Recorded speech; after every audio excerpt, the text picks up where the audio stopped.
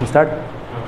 अभी जो है कल हम लोगों ने समांतर श्रेणी ख़त्म करी है। समांतर श्रेणी में कल मैं देख रहा था 6 क्लासेस हुई हैं, सही है, पूरी ओवरऑल 6 क्लासेस में 100% समांतर श्रेणी हुई है। 100% का मतलब एक सिंगल क्वेश्चन ऐसा नहीं रह रहा होगा जो एसएससी और बैंक आप लोगों से पूछे और आपके नोटबुक में ना हो। क्वेश्चन का मतलब है कॉन्सेप्ट, ठीक है, क्वेश्चन का मतलब कॉन्सेप्ट हैं। फिर आप कहो डिक्टो वैसा क्वेश्चन क्यों नहीं। सारे के सारे कॉन्सेप्ट A to Z मैंने AP में ख़त्म कराए। आज हम जो शुरू करने जा रहे हैं वो GP है। तो टॉपिक रहता है नंबर सिस्टम, एडवांस मैथ का, उसी के सारे टॉपिक हैं और नंबर सिस्टम सबसे बड़ा पार्ट रहता है। नंबर सिस्टम ख़त्म होने का मतलब है आपका एडवांस मैथ का एक बहुत बड़ा पोर्शन ख़त्म हो गया। फिर जो रह जाता है वो रहता है ज्योमेट्री और ट्रिगो, उसके बाद ये एडवांस मैथ ही ख़त्म हो रही होती है। सबसे बड़ा पोर्शन है तो टाइम लेगा। तो दूसरा चैप्टर है GP, समझना है, लिखना बिल्कुल भी नहीं है। GP शॉर्ट में क्या बोलते हैं इसे, GP, इसकी फुल फॉर्म है ज्योमेट्रिकल प्रोग्रेशन।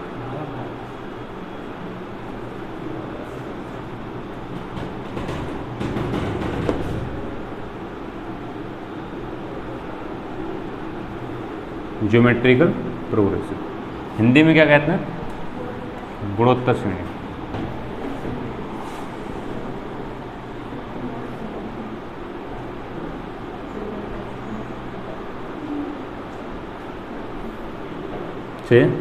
बढ़िया चैप्टर है, समझ में आ रहा। यहाँ से क्वेश्चन मिलने के चांसेस ज़्यादा रहते हैं कंपेरिजन टू AP, ठीक है, क्योंकि AP का रोल कहीं और क्वेश्चन में दे दिया जाता है और सवाल बन जाता है।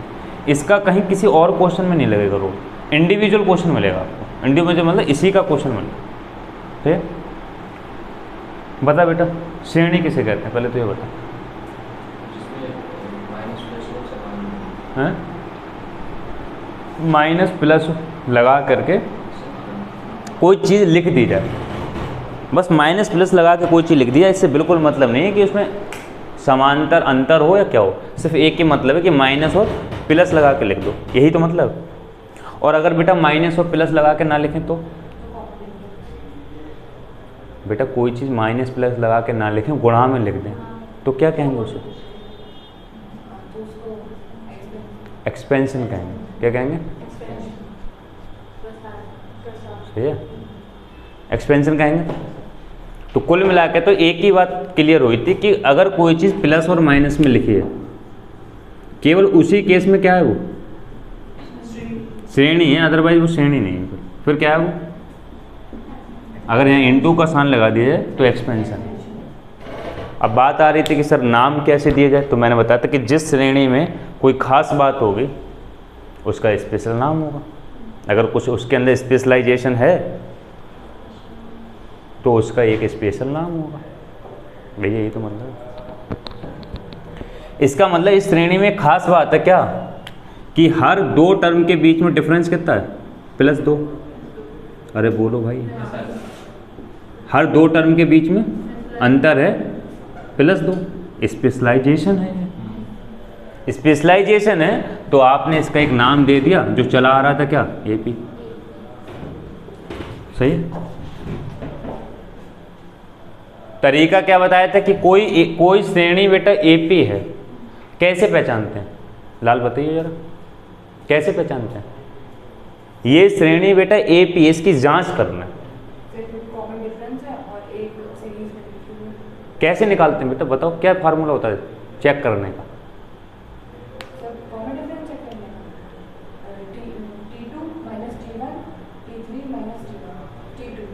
इज इक्वल टू ना, अगर ये आ गया तो आप कहोगे सीरीज, यही तो तरीका था।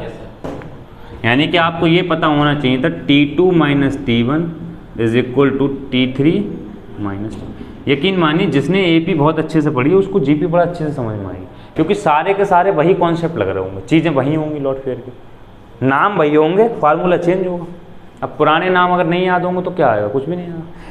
AP से GP पे कन्वर्ट करना है जिससे कॉन्सेप्ट मजबूत होते चलो। तो आपको पता था इसमें एक स्पेशलाइजेशन है, इसका नाम AP था। चेक करने का तरीका ये था, जो रिजल्ट निकल के आता था उसको क्या कहते थे, कॉमन डिफरेंस। बेटा T2 माइनस T1 एक चीज़ निकल के आती, अगर वही चीज़ इसके बराबर आ जाती तो कहते ये कॉमन डिफरेंस है, और कॉमन डिफरेंस अगर बराबर आ गया तो ये श्रेणी AP है। यही तो मतलब था। फिर आपने AP के ऊपर बहुत सारे फार्मूले पढ़े थे कि AP में कैसे कैसे क्वेश्चन बनाए जा सकते हैं।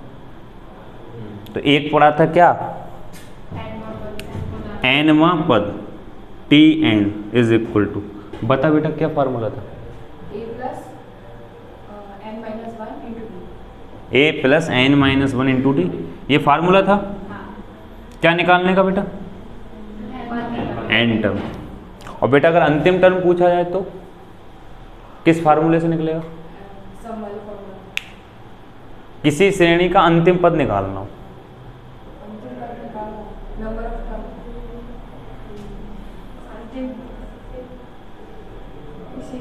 बेटा यही तो फार्मूला है। अंतिम पद, लास्ट पद, प्रथम पद, सबका फार्मूला तो यही है ना, सही है। चलो फिर बेटा आगे क्या पूछा था, सम ऑफ n टर्म, बता बेटा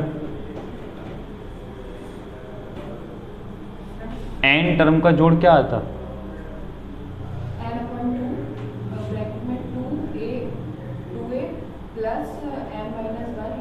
सही है, n टर्म का जोड़ बता रहे हैं, ये सही है, ये सही है। n upon two 2a plus n minus one into, सही सर, ये n टर्म का जोड़ था, क्यों, यही तो था।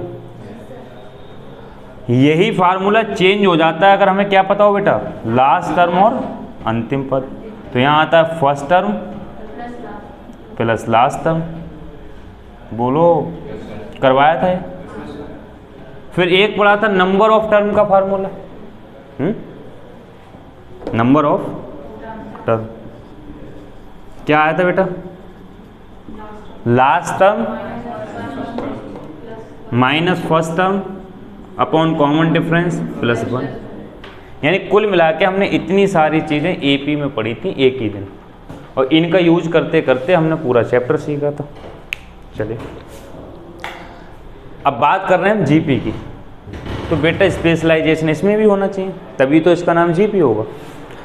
जो चीज़ें आपने यहाँ सीखी नाम बदलते चलेंगे, कॉन्सेप्ट सेम रहेगा। सही, चलते हैं। एक सीरीज लिखिए,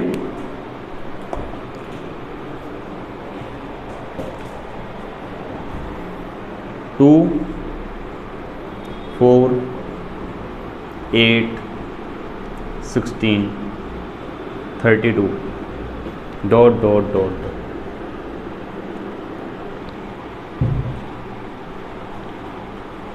बेटा बता इसमें कोई खास बात दिख रही है तुझे,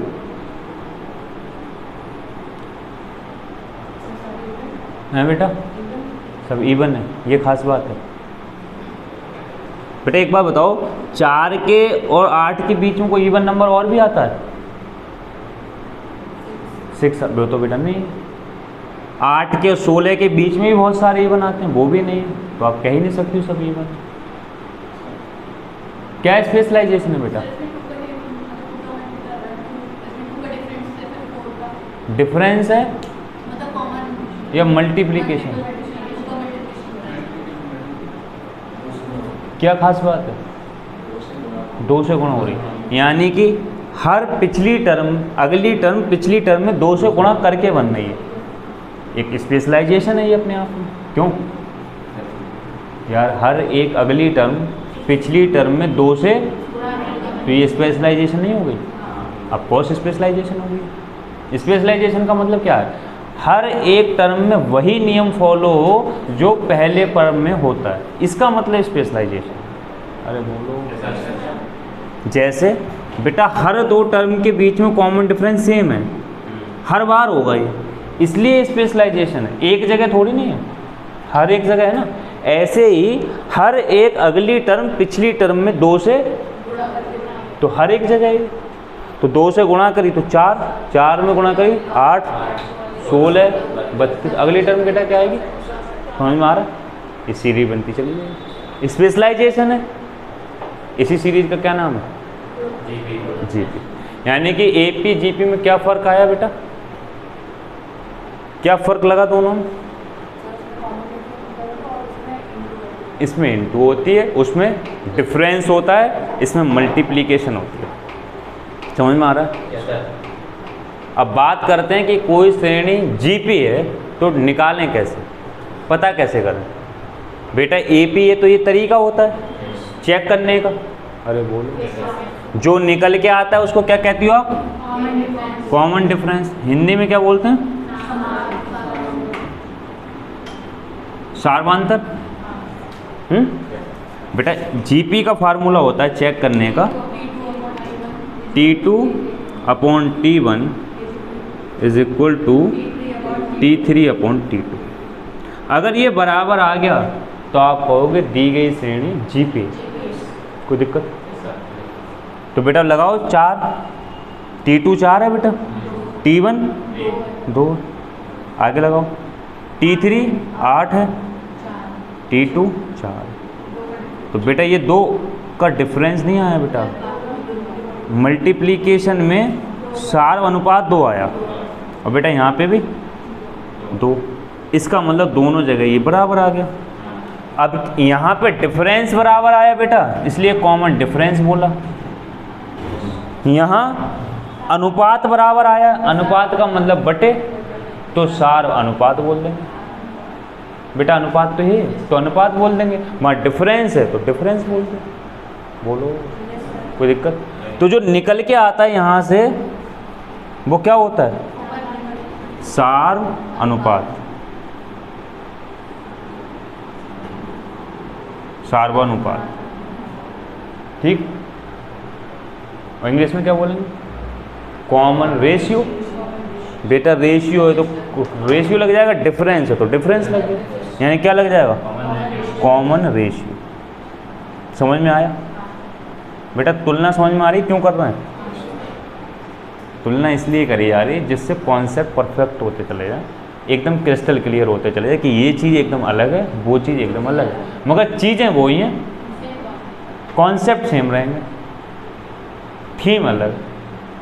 जितना उसमें पढ़ा इतना इसमें पढ़ना, सही है? तो आपने पहले दिन क्या सीखा था? ये निकालना। अब बेटा आती है एनवा पद, जब आप इसका एनवा पद निकाला तो इसका भी निकाल सकते हो। क्यों? बेटा इसे जानते हो आप, कॉमन डिफरेंस को बेटा किससे डिनोट करते थे? डी से। स्मॉल डी या कैपिटल डी? बोलो, कॉमन डिफरेंस को किससे शो करते थे? बेटा कॉमन डिफरेंस को इसलिए शो करते थे क्योंकि डी फॉर डिफरेंस था, तो आर फॉर, तो बेटा इसको किससे डिनोट करेंगे? आर से। यानी कि हम हमेशा इसे कैपिटल आर या स्मॉल, बेटा डिपेंड करता है सिचुएशन पे। ओके, कोई दिक्कत हो? समझ में आ रही? अब बात करते हैं एनवा पद, टी एन। तो बेटा इसका मतलब क्या होता है? एनवा पद। टी एन का मतलब क्या होता है? ये लिखा हुआ है किसका बेटा? समांतर श्रेणी का। तो गुणोत्तर श्रेणी का एनवा पद होता है a इंटू आर की पावर n-1। बेटा अपॉन नहीं होता लाल। अच्छा, समझ में आ गया?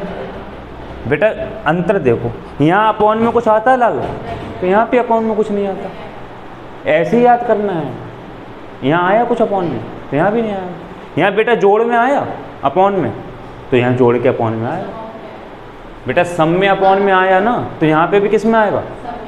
सम में आएगा। अरे बोल, तभी तो कंपैरिजन कराया गया है, अदरवाइज डायरेक्ट शुरू नहीं हो जाती, तरीका ही अलग है। बेटा इधर आओ, अब देखते हैं सही है नहीं है। क्यों सही है ना? चलो ये देखते हैं बेटा, इस श्रेणी का 1 2 3 4 5 छठा टर्म कौन सा होगा? छठा टर्म पता तो तुमको वैसे ही, कितना होगा भाई? हैं? इस श्रेणी का छठा टर्म कौन? 64 होगा ना? अरे यार 64, ये तो सबको पता है, निकाल के देखते हैं इस फार्मूले से। क्यों? कौन सा टर्म निकालना है बेटा? छठा। तो एन की जगह तो बेटा लगाओ T6। बताओ लाल क्या आएगा? ए मीन्स बेटा फर्स्ट टर्म। वहाँ पे भी ए का मतलब सेम था, इसलिए मैंने लिखा ही नहीं ए का मतलब, क्योंकि ए का मतलब कौन, एपी में भी फर्स्ट टर्म होता है, जीपी में भी, तो बात ही खत्म हो जाती है। तो बेटा 2 हो गया। ओके बेटा आर का मतलब जो निकल के आया, क्या बोलते हैं इसे, कॉमन रेशियो। कितना है बेटा, बेटा 2 लगा दो। बेटा एन का मतलब छठा टर्म, तो बेटा 6 लिखो एन की जगह, और माइनस बेटा 6 में से 1 गया 5, 2 की पावर 5 बता कितना होता है,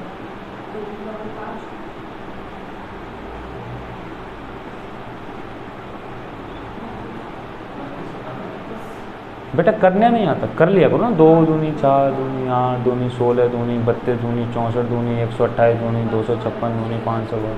क्या दिक्कत आ रही है इसमें, दुगना ही तो करना है, दुगना करना तो बड़ा आसान है, 3-4 गुना करना दिक्कत है, क्यों। तो बताओ बेटा कितना, 32 की 2 से गुणा करना,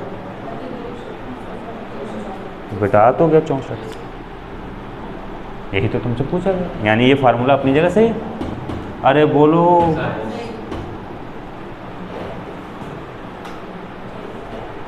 पल्ले पड़नी चाहिए। अब बात क्या करते हैं, sum of n term, sum of n term, कि एन टर्म का अगर फार्मूला चाहिए तो क्या होता है, जीपी में तो फार्मूला होता है ए इंटू आर की पावर n -1 अपॉन r -1। बेटा मगर अंतर है, ये फार्मूला केवल एक ही केस में लगेगा, जब r की वैल्यू हमेशा 1 से बड़ी हो। अभी बताऊंगा मैं इसको, यार है ये फार्मूला एक ही केस में लगेगा, कब, इस वाले क्वेश्चन में R 2 आया तो ये फार्मूला लग सकता था, सही, कोई दिक्कत। मान लो अगर कॉमन रेशियो 1/2 आता तो ये फार्मूला लगता, क्यों, क्योंकि R बेटा 1 से छोटा है, 1/2 का मतलब लाल आधा होता है ना, आधा 1 से छोटा है, तो ये फार्मूला नहीं लगता। पल्ले पड़ा, तब कौन सा फार्मूला लगेगा, Sn, तब बेटा एक फार्मूला लगेगा a इंटू 1 माइनस आर की पावर n ओवर 1 माइनस, कोई नई चीज़ नहीं करी है, ऊपर से क्या कॉमन ले लिया है, माइनस।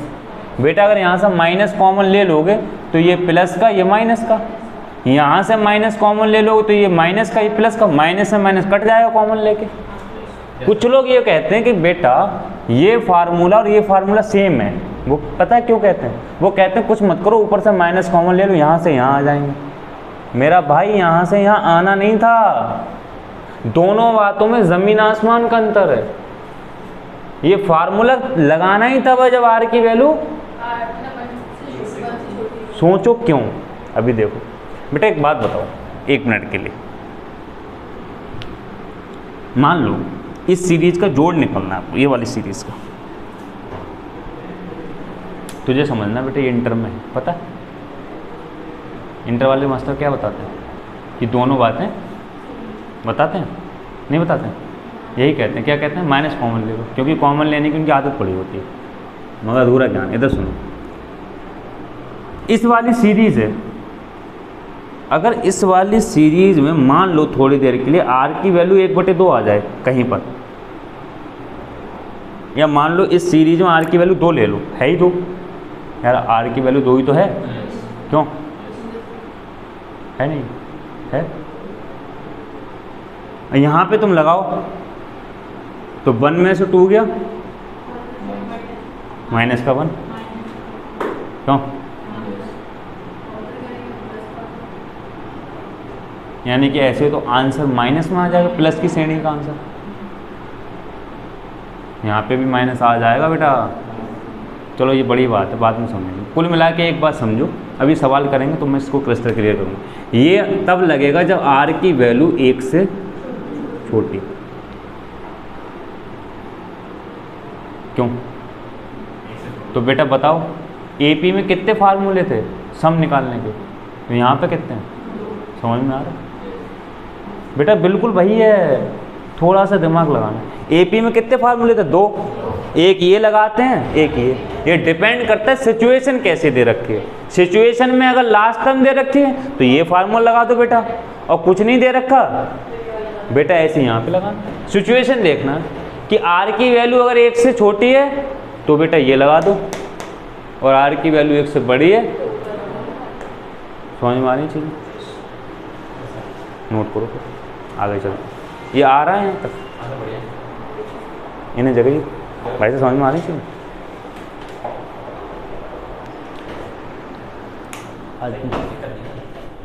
अच्छा सही है, नहीं उसमें इंटरेस्ट जग जाता। देखिए कुछ चीज़ें मतलब हम कह सकते हैं कि 80% चीज़ एपी की और जीपी की सिमिलर, फार्मूला चेंज है मगर तरीके वो हैं, एक दो चीज़ अलग है। अब देखते हैं वो अलग क्यों है, ठीक है? जैसे बेटा उठाइए कपड़ा, जैसे जीपी एपी में आप बेटा एक फार्मूला और लगाते हो, क्या? Number of term, number of कि कितनी टर्म है ये निकाल सकते हो। हम बात ये करते हैं कि ये फार्मूला हम जीपी में क्यों नहीं लगा सकते, समझ में आ रहा कि नंबर ऑफ टर्म का फार्मूला जीपी में क्यों नहीं लगा सकते? गौर से देखें, ये जीपी में नहीं होता। जीपी में नंबर ऑफ टर्म निकालने का फार्मूला नहीं होता। हो सकता है कई लोग बताएं, किताबों में है एक दो बार, मगर स्पष्ट रूप से नहीं है, उसको समझते हैं ऐसा। जैसे आप ये सोचो कि मान लो ये निकालना है, इसमें 31 लिखा है,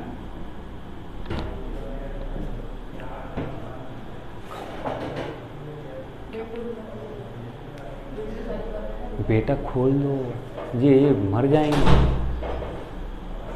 हॉस्पिटल नहीं है यहाँ पास में, पीछे के भी खोल दो। ये एसी वाले लोग हैं, हम तो एडजस्ट कर लेंगे, हम तो गांव से भैया।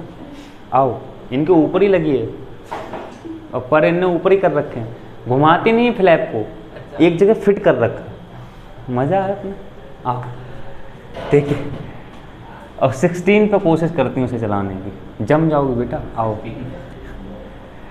अब बात करते हैं कि नंबर ऑफ टर्म का फार्मूला इसमें तो है, इसमें क्यों नहीं है बेटा? इसमें एक बात है, वो ये है कि एक बात इसमें क्लियर है कि हमें ये पता है कि इससे इसकी गुणा, इसमें जो अंतर आएगा 2 का अंतर होगा। दूसरी बात टर्म फिक्स है। अच्छा, टर्म फिक्स का मतलब ये है, कॉमन सी बात समझो, हर किसी को पता है कि 2 के बाद अगर 3, ये 3 के बाद अगर 2 जोड़ा 3 में तो कितना आएगा, ये हर किसी को पता। ये भी पता है 5 में 2 जोड़ो 7 आएगा।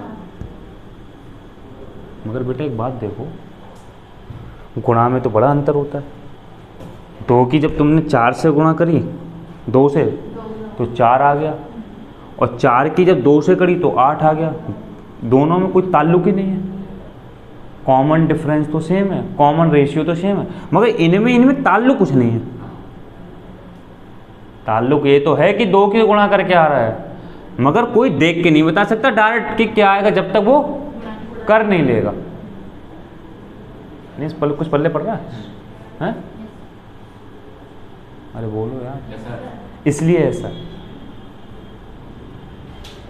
इस पर इतना डीप जाना नहीं, मगर बता रहा हूँ कि इसका फार्मूला बनाए क्यों नहीं एडजस्ट कर सकते, क्योंकि इनमें जो फ्लक्चुएशन आ रहा है वो बहुत ज़्यादा है। पता नहीं जब तक आप कर नहीं लोगे। इसमें क्रिस्टल क्लियर है कि 2 ही आएगा, क्योंकि गुणा क्या करती है, चीज़ों को एक्सपेंड करती है। बहुत बड़ा फ्लक्चुएशन आता है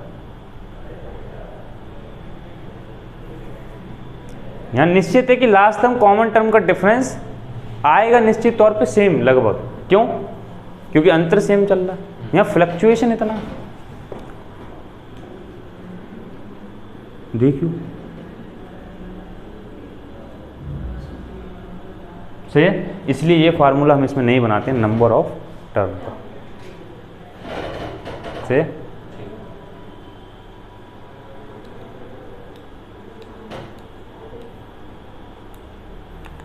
एक आध चीज़ और देखते हैं। इसमें एक फार्मूला नया बनते हैं जो उसमें नहीं था इसमें है।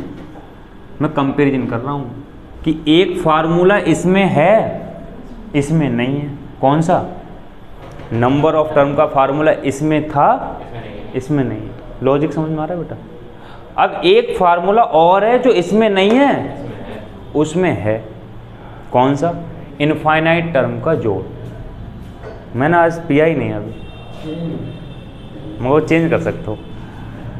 क्या हो गया आज? किसने कह दिया? भाभी जी ने तो नहीं कह दिया पानी पिलाना है? चलो, तो क्या समझ में आ रही? एक फार्मूला इसमें एक्स्ट्रा होता है, देखते हैं क्या होता है। वो होता है sum of infinite term A upon 1 minus R. ये एक फार्मूला होता है, इनफाइनाइट टर्म का जोड़ आप जीपी में निकाल सकते हो, एपी में। बेटा एपी में फार्मूला पढ़ा? इनफाइनाइट टर्म का कोई जोड़ निकाला? नहीं निकाला। धन्यवाद। क्या हुआ आज? किसी ने कह दिया कि सर का ख्याल रखना है। तो देखते हैं, देखिए एक फार्मूला इसमें है उसमें नहीं था, ऐसा क्यों है? इनफाइनाइट टर्म का जोड़ आप यहां नहीं निकाल सकते हो, यहां क्यों निकाल सकते हो? इस पर थोड़ा सा बात करते हैं। बेटा कुछ समझ में आ रहा है क्या?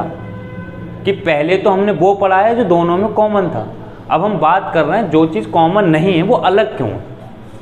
तो एक चीज़ तो ये थी कि हम नंबर ऑफ टर्म इसमें निकाल सकते हैं क्योंकि फ्लक्चुएशन बहुत ज़्यादा है। अब बात हो रही है कि इसमें इनफाइनाइट टर्म का फार्मूला नहीं है, इसमें है, क्यों?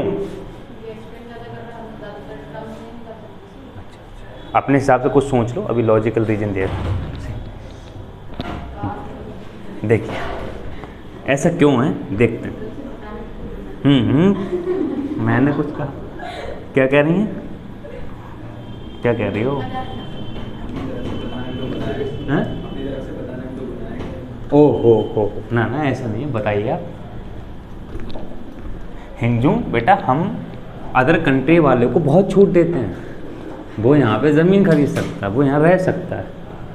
आप चाइनीज़ हो, आपको बहुत छूट है, सही है, आप पे कोई बाउंडेशन नहीं है, आप बोल सकते। बताइए क्या कह रहे हो? अच्छा चाइनीज़ बोली समझ नहीं आई। तो मैंने पहले ही बताया था कि हम थोड़ा सा पहले दिन क्या देने की कोशिश करते हैं, ओवरव्यू पूरे चैप्टर का। इससे आगे कुछ पढ़ने को मिलेगा नहीं आप। चलिए देखते हैं कि ऐसा क्यों है। एक सीरीज़ लेते हैं, उस सीरीज़ पे अप्लाई करके देखते हैं ऐसा क्यों है।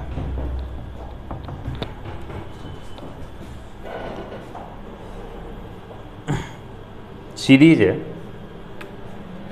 64, 32, इसका आधा 16, आधा करते चलो, एक कोई नई चीज़ थोड़ी ना होगी भैया, बोलो आधा ही तो होगा तभी सीरीज बन सकती है। 64, 32, 16, 8, 4, 4 का आधा, 2 का आधा,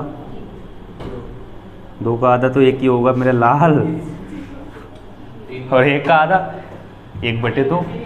यार आधा ही तो लगाना है बीच में, अपॉन में यहाँ गुणा में 2 लिखना है, 1/4। सही है, कोई दिक्कत?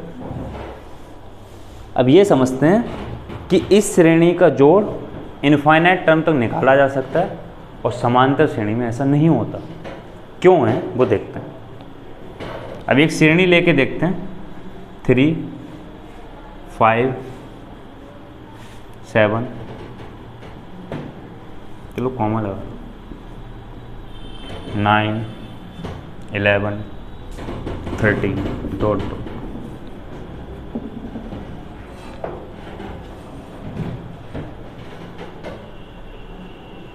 सही। इसका फार्मूला क्या होता था एन टर्म को जोड़ निकालने का? n/2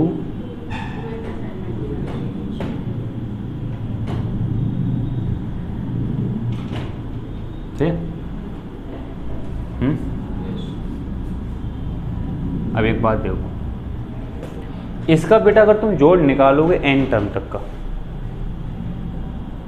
मान लो 10 टर्म का जोड़ निकालो तो कुछ ना कुछ आएगा। इनफाइनाइट टर्म का जोड़ भी आएगा इससे, मगर तुम्हें बताना पड़ेगा इसमें इनफाइनाइट क्या है, इसमें इनफाइनाइट, तब आंसर आएगा।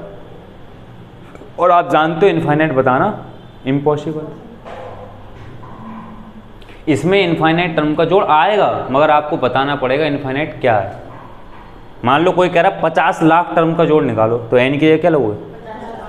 तो बेटा इनफाइनाइट का पहले बताओ, आंसर आएगा। क्या कह रही हैं? क्या कह रही? सही है।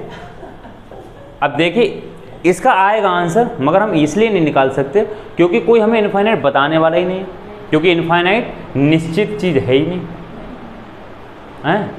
अब देखते हैं इसका इनफाइनाइट का आंसर क्यों आ सकता है। जैसे मान लो अगर मैं आपसे ये कहूँ कि यहाँ तक का जोड़ निकालो, यहाँ तक का नहीं, 1 तक का निकालो बेटा, 1 तक का निकालियो लाल, क्या आएगा? 2 और 1 3, 3 और 4 7 और 8 15 6 21 और 2 23 और 4 27 के साथ हासिल। समझना गौर से, 2 और 1 3, 3 और 3 6 6 6 127। कोई दिक्कत है यहाँ पे? अब बात क्या चल रही थी हमारी?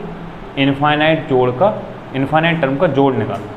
बेटा एक बात बताओ, गौर से समझना यहाँ, इसको अगर मैं सॉल्व करूँ तो क्या आएगा? 0.5।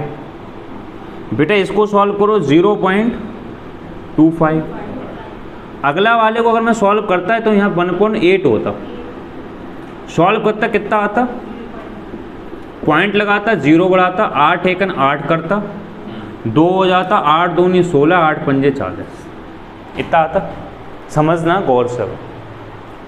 एक बात बताओ, जब इससे आगे में चलता रहता तो वैल्यू बेटा छोटी होती है बड़ी? छोटी तो होती चली जाती, कंटिन्यू क्या होती चली जाती? छोटी।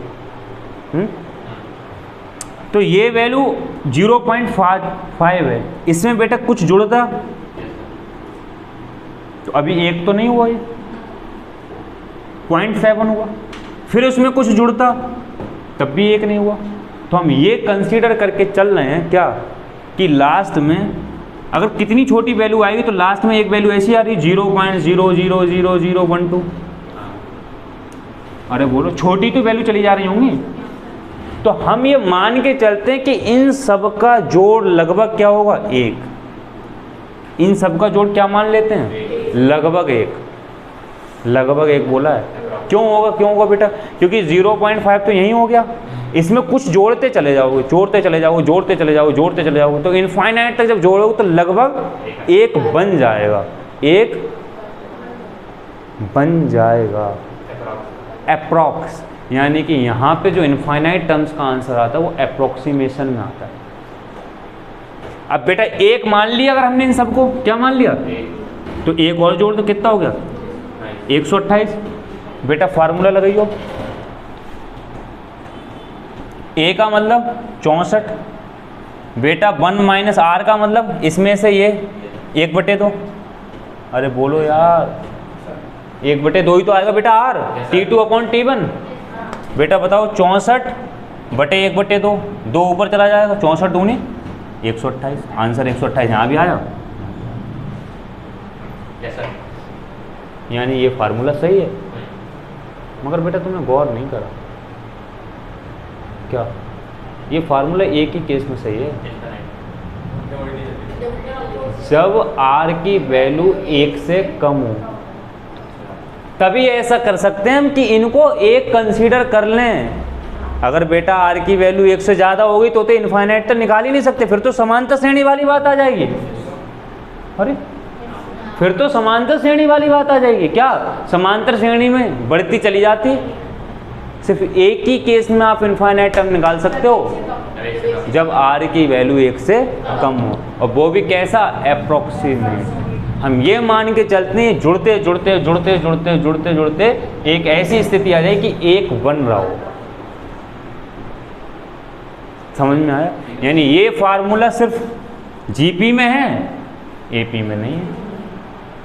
लॉजिक समझ में आ रहा है? नंबर ऑफ टर्म का फार्मूला केवल जीपी में। समझ में आया क्यों? क्या है बेटा? हाँ तभी लगेगा ये एपी में। हाँ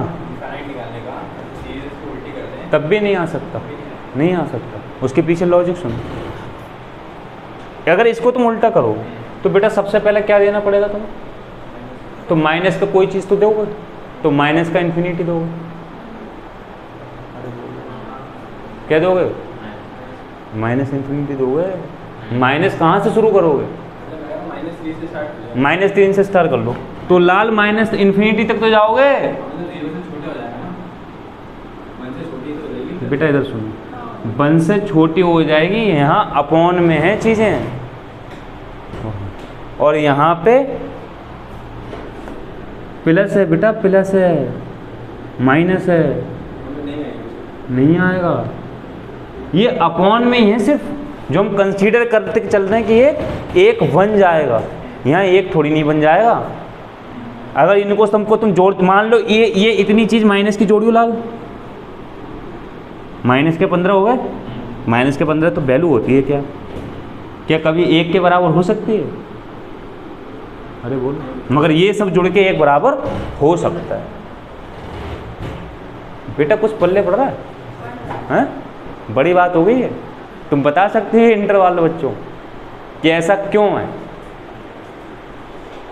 यानी कि हम गुणोत्तर श्रेणी में इनफाइनाइट टर्म का भी जोड़ निकाल सकते हैं, सिर्फ एक ही केस में। कब? जब r की वैल्यू 1 से छोटी। ऐसा क्यों? क्योंकि ये वाली वैल्यू को हम कंसीडर करके चलते हैं कि इनफाइनाइट तक जब हम इसे जोड़ते चले जाएंगे तो ये एक बन जाएगा। तो एक बात निश्चित हो जाती है इस केस में कि 100% यहाँ से जो वैल्यू होगी वो 1 के बराबर होगी। तो इतने का आंसर तो हमें पता ही होता है, इतने को 1 मान लिया तो आंसर आ गया। और केस में ऐसा, ये फार्मूला एपी में क्यों नहीं है? क्योंकि वहाँ अपॉन में चीज़ें नहीं होती, तो अपॉन में नहीं होती तो 1 कभी बनेगा नहीं। या तो माइनस की बहुत बड़ी वैल्यू बनेगी या प्लस की बहुत बड़ी वैल्यू। ये माइनस की बड़ी वैल्यू बनेगी ना, उसका तो एक वैल्यू होती है, 1 नहीं बनेगा ये कभी। हमें नहीं पता क्या बनेगा, मगर हमें यहाँ निश्चित पता है 1 बनेगा। हमें यहाँ नहीं पता क्या बनेगा। यहाँ तो 10 लाख माइनस के बन सकते हैं, 1000 लाख माइनस के बन सकते हैं। अरे बोलो। मगर यहाँ एक बात क्लियर पता, सबको पता है 1 से ज़्यादा कुछ नहीं बनेगा, और वो भी 1 कब बनेगा? इनफाइनाइट तक। अरे बोलो बेटा, समझ में आ रहा है क्या? नहीं, इसमें माइनस अभी तुम कह रहे थे, वो कॉन्सेप्ट क्लियर होगा कि माइनस में ऐसा नहीं हो सकता। एपी में ना तो माइनस के केस में होगा ना प्लस के केस में। जीपी में भी नहीं होगा। कब? अगर आर की वैल्यू 1 से बड़ी हो जाएगी तो सिर्फ कब होगा बेटा? समझ में आया क्यों? कुछ फार्मूले अलग हैं, सिर्फ एक। यानी अब ओवरव्यू खत्म हो गया, अब सीधे सवाल लेंगे। बोलो। तो बेटा यहाँ क्या लिखोगी? ये केवल कब सत्य है? ये वाली बात बेटा कब सत्य है? केवल जब r की वैल्यू छोटी हो 1 से, तभी ये बात पॉसिबल है। अदरवाइज ये बात पॉसिबल नहीं है कि आप इनफाइनाइट टर्म का जोड़ निकाल लो। ये इनफाइनाइट टर्म का जोड़ कभी नहीं निकलेगा, क्योंकि इनफाइनाइट टर्म का जोड़ निकालने के लिए n बताना पड़ेगा। n मतलब इनफाइनाइट बताना पड़ेगा। जो चीज़ फाइनाइट नहीं है उसको बता नहीं सकते, इसलिए एपी में फार्मूला नहीं लगता। बोलो यार, एपी में तो n बताना पड़ेगा। n का मतलब इनफाइनाइट बताओ, इनफाइनाइट तो तुम जानते नहीं हो, तो ये फार्मूला यहाँ हम लगा सकते हैं अप्रॉक्सीमेशन में, इसलिए ये सत्य लगेगा। यहाँ पे भी नहीं है a इंटू 1 माइनस आर की power n minus 1 upon r minus 1, ये भी नहीं लग सकता, क्योंकि यहाँ पे भी n बताना पड़ेगा गुणोत्तर श्रेणी में, यहाँ n पता नहीं हमें। यही एक तरीका है जहाँ लगा सकते। क्यों? क्योंकि यहाँ आर एक से छोटा, और एक से छोटी चीज़ से भाग करते चले जाओ करते चले जाओ करते चले जाओ, तो हम ये कंसीडर करके चलते हैं कि इनफाइनाइट पे जाके एक बन जाएगा इन सबका जोड़। ये एक वैल्यू है, एक वैल्यू है, एक वैल्यू, इन सबको जोड़ते चले जाएंगे, जोड़ते चले जाएंगे, जोड़ते चले जाएंगे, तब जाके मान लिया एक बन सकता है। यार पल्ले पड़ रहे हैं, हाँ समझ तो बहुत जल्दी आती है, हवा भी बहुत जल्दी होता है। बंद कर दो यार, से लिख लो। ये आ रहा है बेटा किससे क्लियर? ओवरव्यू हो गया ये। कुल मिलाकर के हमने पूरे चैप्टर का एक ओवरव्यू ले लिया। ओवरव्यू लेने का मतलब ये हुआ कि हमें ये पता लग गया कि सर हमें पढ़ना क्या क्या इस चैप्टर के अंदर। तो इस चैप्टर के अंदर बेटा आपको क्या पढ़ना है? एन में टर्म निकालना पड़ेगा। एन का मतलब एनी टर्म, एन में का टर्म का मतलब any term. Sum of n term निकालना पड़ेगा। एक निकालना पड़ेगा इनफाइनाइट टर्म का सम, ठीक है। इनफाइनाइट टर्म का सम इसमें एक्स्ट्रा जुड़ा है, ओके। और क्या निकालना पड़ेगा भाई? एनमा टर्म, और क्या? बस। अब कुछ कॉन्सेप्ट रहते हैं वो क्वेश्चन में छुपे होंगे, क्वेश्चन की लैंग्वेज में। 4-5 क्वेश्चन ऐसे हैं जिनकी लैंग्वेज लिखी होगी, आपको तोड़ना पड़ेगा। कैसे लिखी होगी ट्राई करते हैं। जैसे मान लो एक ऐसा क्वेश्चन होगा, एक गेंद ऊपर उछाली और वो गेंद नीचे गिरी। उस गेंद ने हर बार अपने का 10 गुना उछली, फिर 5 गुना उछली, फिर 4 गुना उछली, फिर 3 गुना उछली, ऐसे। तो बेटा गुना का मतलब गुणा होती है, गुना का मतलब, और एपी में क्या होती है? गुणा। एपी में क्या होती है? सॉरी जीपी में, I am so sorry, GP में क्या होती है? गुणा। यानी कि ऐसा क्वेश्चन कैसे बनेगा? लैंग्वेज से बनेगा। तो जैसी गुना वाली बात आ रही होगी तो वहाँ पे जीपी लग रही होगी। गुना, 1 गुना, 4 गुना, अपने आप का पहली बार में मान लो 10 गुना उछली, 50 गुना, फिर 10 गुना कम कर दो यानी कि 40 गुना, फिर 30 गुना, फिर 20 गुना, ऐसे एक क्वेश्चन बनेगा। यानी कि कुछ कॉन्सेप्ट कहाँ छुपे हैं?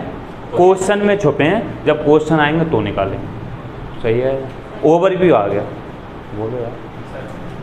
जब क्वेश्चन आएगा तब कॉन्सेप्ट वहाँ से निकालेंगे, ठीक है। लिखिए, अब क्वेश्चन लेते हैं, 1-2 ट्राई करते हैं, मतलब जितना पढ़ा है उस पर। तो बेटा अभी एसएससी का कोई क्वेश्चन नहीं ले रहा, अभी क्या कर रहे हैं, 2-3 क्वेश्चन बेसिक उठाते हैं, ठीक है। बेसिक का मतलब हम इन फार्मूलों को एक बार रन में लेके आते हैं। जितना चलो साहब, चलो अभी इन फार्मूले को रन में लेके आते हैं। तो मैं क्या कर रहा हूँ, एक क्वेश्चन आप लोग को भी करा रहा हूँ, एसएससी का क्वेश्चन उठा लेते हैं, फिर मैं 8-10 क्वेश्चन आज डाल दूँ। यार रहने दो, एसएससी का नहीं उठाते हैं, अभी 1-2 क्वेश्चन ऐसे ट्रायल करते हैं। हाँ, 1-2 क्वेश्चन ऐसे ट्रायल करने का मतलब है एक ही क्वेश्चन ले रहे हैं, उसमें सारे फार्मूले अप्लाई करके देखते हैं। क्वेश्चन है बेटा, ऐसे मान लो 10, 20, 40, 80 ... ये क्वेश्चन है। इसमें आप लोगों को निकालना क्या है, एक ही क्वेश्चन में सारी चीज़ें ट्राई करके देखना है। बेटा आपको निकालना है T10। T10 तो बड़ा हो जाएगा आपके हिसाब से, कोई दिक्कत नहीं, निकालो फिर भी बेटा। T10 यानी कि इस श्रेणी का 10वां पद। बेटा एसएससी का क्वेश्चन नहीं, अपनी तरफ से क्वेश्चन ऐसे ही लिया है जिससे एक बार फार्मूले गो थ्रू कर लो, ओके। फिर बेटा निकालना सम ऑफ 5 टर्म्स।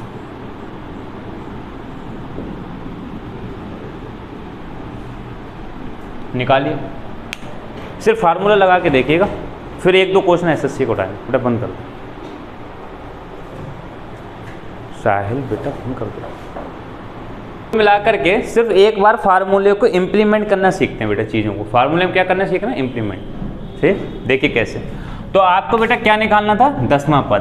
तो पहले तो ये देखना था बेटा सीरीज कौन सी है, सीरीज कौन सी है, तभी तो 10वां पद निकालो, क्योंकि 10वां तो एपी में निकल सकता है और 10वां जीपी में भी निकल सकता है। तो वैसे तो देख के ही पता लग रहा है कि 2 गुना हो रहा है, तो गुना सिर्फ किस में होता है, जीपी में, गुना, ठीक है ना।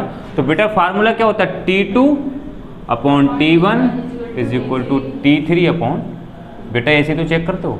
तो बेटा लगाओ 20/10 और लाल आगे बताओ 40/20। बेटा यहाँ पे 2 आएगा, यहाँ पे भी, यानी कि दोनों जगह कॉमन रेशियो बराबर आ गया। यानी ये क्या है बेटा, जीपी। ये क्या है, तो बेटा जीपी का 10वां टर्म कैसे निकालोगे, a × r⁻10 - 1। बोलो। तो बेटा बताओ a कितना है 2 और बेटा r कितना है a 10 है r 2 है, तो 2 की पावर 9, तो 2 की पावर 9 512 होता है, और 512 के गुणा 10 से तो 51। पहला आंसर आ गया बेटा। ये फार्मूले को क्या करना सीखना है, इम्प्लीमेंट। एसएससी का क्वेश्चन नहीं बेटा, अभी देंगे एसएससी का, तो ये तो अपनी मर्जी से लेके। अब क्या निकालना है बेटा, S5 का मतलब सम ऑफ 5 टर्म्स। तो बेटा फार्मूला क्या होता है गुणोत्तर श्रेणी में, a इंटू आर की पावर n-1 अपॉन r। बेटा ये बताओ ये फार्मूला क्यों लगाया, क्योंकि r की वैल्यू 1 से बड़ी है, अदरवाइज बेटा क्या करते, इसका उल्टा लगाते, माइनस वाला। सही है, तो लगाओ बेटा। a कितना है 10, बेटा r कितना है 2 की पावर n का मतलब बेटा 5, n का मतलब बेटा 2 और n का मतलब 5 ही तो है, तो बेटा 5 -1 बटे बेटा 2 -1।